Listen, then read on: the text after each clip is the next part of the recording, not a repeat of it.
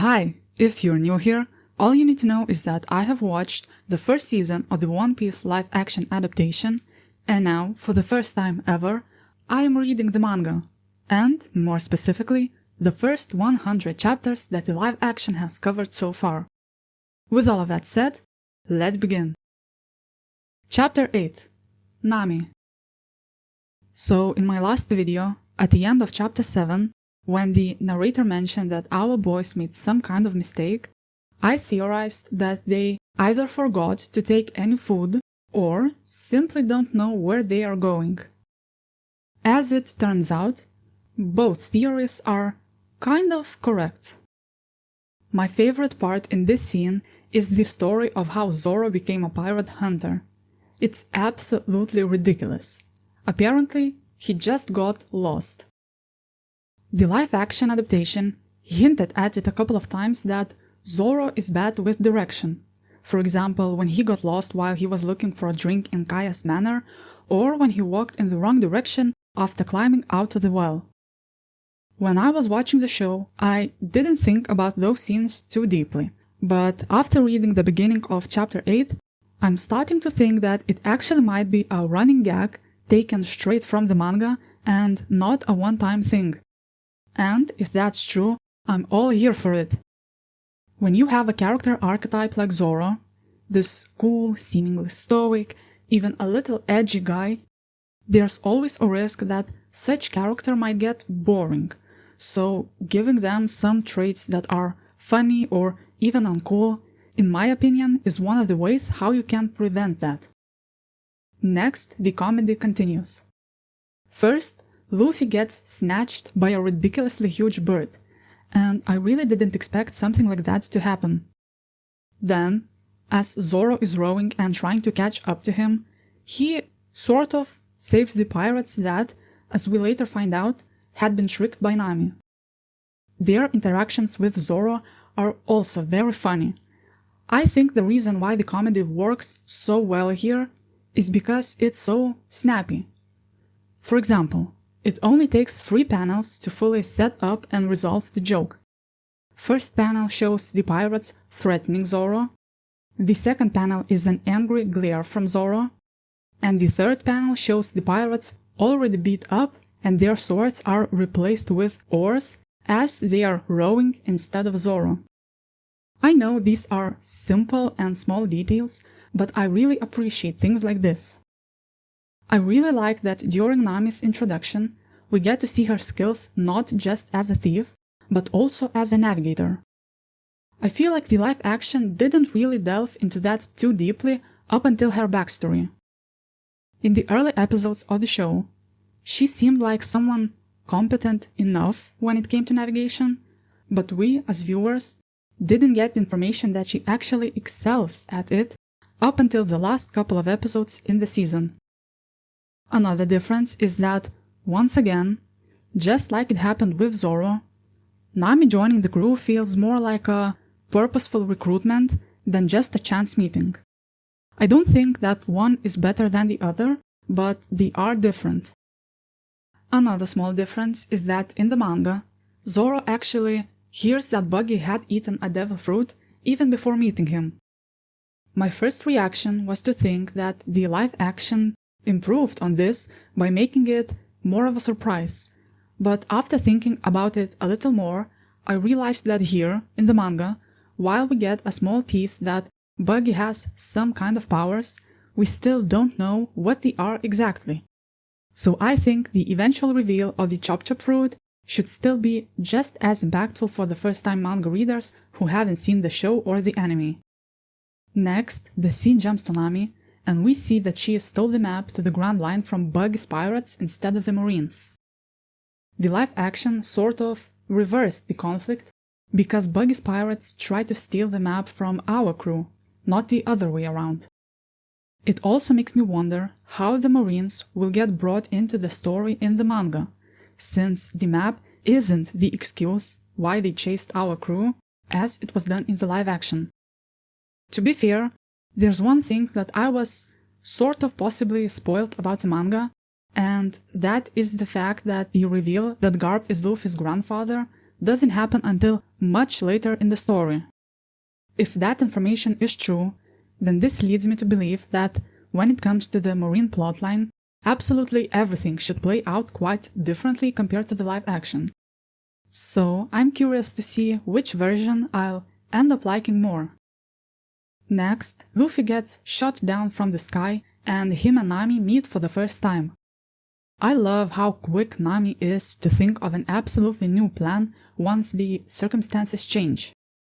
Even at this point in the manga, it's already clear that the first 3 main characters that got introduced so far share only one brain cell, and it exclusively belongs to Nami.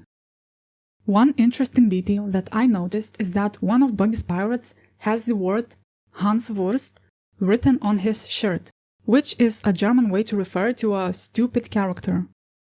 I think it's obvious that in the manga, we should get to know Buggy's crew much better than we did in the live action, so I'm wondering if this character is supposed to be some kind of a clown of the group, no pun intended, or if that's just a random detail with no deeper meaning. And finally, the chapter ends with Nami suggesting a team-up. It's a little interesting that she's the one to reach out first, but that's probably simply because at this point, she has no knowledge about the fact that Luffy is a pirate. I guess she might take that offer back when she finds that out. Let's move on to Chapter 9, Femme Fatale.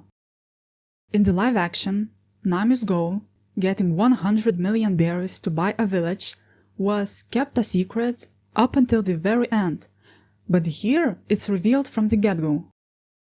To be fair, it's only a small piece of the final puzzle, so I don't think it changes all that much. It turns out that my theory from the previous chapter was correct, because Nami changes her mind about teaming up with Luffy the second she hears he's a pirate. The way she tricks Luffy and is trying to trick Buggy gives me the impression that the manga version of Nami is much more hands-on compared to her live-action counterpart. In the show, she seemed to rely on being sneaky, while here she just straight up marches into Buggy's base when she could have quietly escaped with the map, just because she sees a bigger opportunity. Next is Chapter 10, Incident at the Tavern.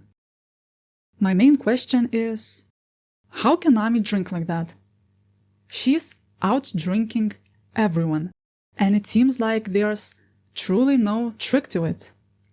Honestly, I hope that is the case. From the live action, I already know that Zoro is also someone who appreciates a drink, so I can already imagine some fun moments between manga versions of Zoro and Nami.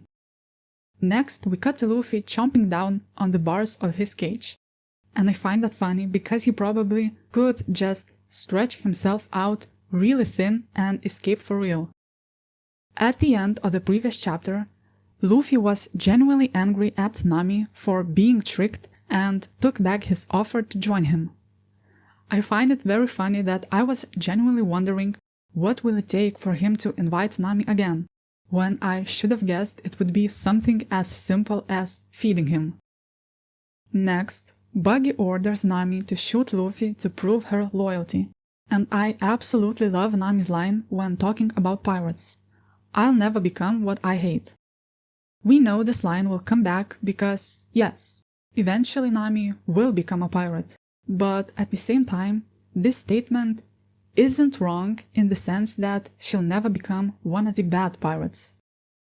The rest of the chapter is pretty much all action and cool moments, like Nami putting out the fuse with her bare hands, or Zoro swooping in to save the day. Next is Chapter 11, Flight. I must say that the reveal of Buggy's powers was done so well. After Zoro cut him down, his pirates just kept laughing, creating this sense of unease. And then the page turns, and it's just Zoro getting stabbed by a floating hand. But, of course, the serious moment doesn't last, because Luffy calls Buggy a freak when he himself is a rubber man. I love how Luffy simultaneously feels like the dumbest and the smartest person alive, because here we get a scene where Luffy comes up with a very creative plan to point the cannon at Buggy and his crew, and Zoro somehow manages to actually read Luffy's intentions perfectly well. Then we get one of the most badass moments in this manga so far, and that is Zoro carrying a cage that normally takes 5 people to move while bleeding out. I apologize for my lack of vocabulary, but it's just simply cool, with a dash of ridiculousness. And it's not just this chapter. This entire volume so far just feels cool somehow. I'm truly amazed how the author balances out utterly ridiculous things with absolutely badass moments. One final note that I want to point out is that I love how Nami is inspired by Zoro's sacrifice and loyalty. As a reader, you can really see her slowly turning around to the idea of joining up with these people. This feels like a pretty good place to stop this review. So far, I'm really enjoying everything. I've seen multiple people say that the beginning of One Piece is pretty slow and it gets better later on, but personally, I don't see it. Perhaps my judgment is clouded because I've already seen and loved the live-action adaptation, so I'm just glad to get more content. Or perhaps it's just the way I interact with stories in general. I like to pay close attention and analyze every detail, so the pacing would have to be truly atrociously slow for me to actually notice that. If I ever complain that some story has pacing issues, it's usually about the fact that they feel rushed.